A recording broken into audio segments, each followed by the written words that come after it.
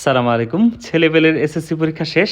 যেহেতু এসএসসি পরীক্ষা শেষ আর আমিও এইচএসসির পোলাপান পড়াই, সুতরাং আমারও কাজ শুরু।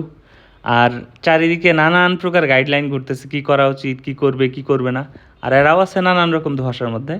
এই জন্য ভাবলাম যে একটু গাইডলাইন দিয়ে দিই পোলাপানকে, যাতে এরকম ধোঁয়াশার মধ্যে আর না থাকে। তো যেই কথা সেই কাজ, উঠেই 10 মিনিট স্কুলের দেওয়া নোটবুকটা নিয়ে আমি আমার পছন্দের রুমে চলে গেলাম। আমার এই রুমটা পছন্দের কারণ হচ্ছে যে আমি আমাদের যত ক্রিয়েটিভ কাজকর্ম সব এই রুম থেকেই করি আর কি। আমার ভিডিও বানানো, আমার স্ক্রিপ্ট লেখা, অন্যান্য যত চিন্তা ভাবনার কাজ যেগুলো একাকী করতে হয় সেগুলো আমি এই রুমেই করি। তো স্ক্রিপ্ট লেখা খুব গুরুত্বপূর্ণ একটা জিনিস ভিডিও মেকিংয়ের ক্ষেত্রে, কারণ স্ক্রিপ্ট না থাকলে কোনটার পর কোনটা আসবে, কি বলবো না বলবো সব কোনো কিছু গোছানো থাকে না, র্যান্ডম একটা হুটহাট ভিডিও হয়ে যায়, দেখা যায় পরে ওইটার কোয়ালিটিও তত ভালো হয় না। এই জন্য স্ক্রিপ্টিং শেষ হয়ে গেলে এরপরে আমার কাজ হইতেছে আমার স্টুডিওটাকে আমার মতো সেট আপ করে নেওয়া। আর আমি আগে প্রচুর ভিডিও বানাইতাম, কিন্তু এখন এই নানান ব্যস্ততার দরুন ভিডিও তেমন বানানোই হয় না। তবুও চেষ্টা করছি রেগুলার হওয়ার জন্য, যে রেগুলার বেসিসে যাতে ভিডিও বানানো যায়।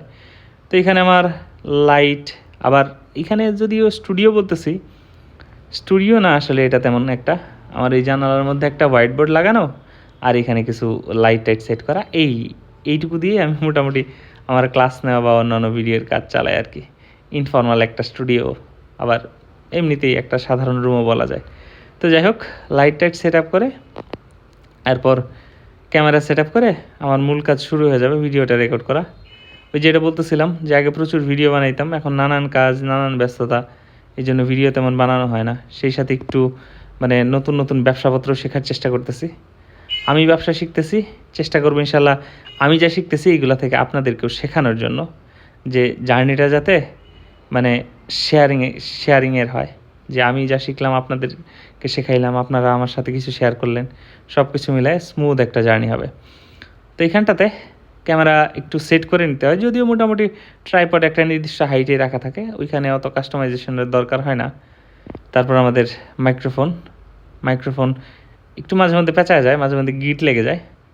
আবার কিছু কিছু সময় দেখা যায় যে আমি ভিডিও রেকর্ড করছি, পুরোপুরি রেকর্ডিং শেষ, কিন্তু মাইক্রোফোনের ক্যামেরার যে সুইচ আছে, ওইখানে একটা সুইচ আছে যেটা অন করলে মাইক্রোফোনটা কাজ করে, সেটাই অন করতে ভুলে গেছে।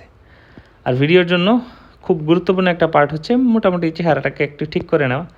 আমি আহামরি কিছু করি না, খুব বেশি একটা চিরুনি ব্যবহার করি না।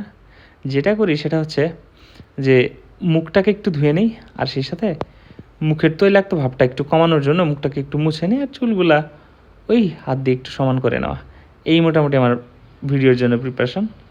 এরপরে মাইক্রোফোন সেট আপ করে ওই বাটনটা একটু চেক করে নিতে হয় যেটা অন আছে কিনা ক্যামেরার জন্য। তারপরে হয়ে যায় শুটিংয়ের কাজ। আর আমার ভিডিও শ্যুট করা, ভিডিও এডিটিং করা সহ বাকি যত সকল কাজকর্ম আছে, অবশ্যই তো আপলোড আমি নিজেই দিই। একদম সকল কাজকর্ম এগুলো আমার নিজের হাতেই করি।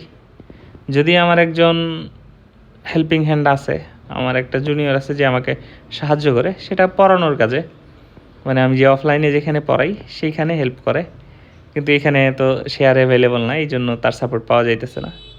ও আর একটা কথা ইন্টারেস্টিং, সেটা হচ্ছে যে আমি কিন্তু আমার ভিডিওগুলো সবসময় লুঙ্গি পরি বানাই।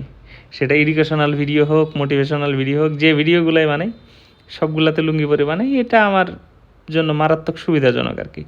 লুঙ্গি পরে ভিডিও বানাইলে মারাত্মক আরাম লাগে, গরমে নইলে টেকা খুবই মুশকিল। যদিও পরে ফ্যান ছেড়ে রাখি, তারপরেও লুঙ্গি ছাড়া ভিডিও বানানো একটু টাফ।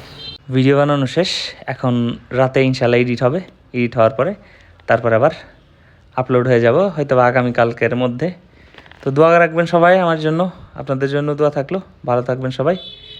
আসসালামু আলাইকুম, দেখা হবে ইনশাল্লাহ।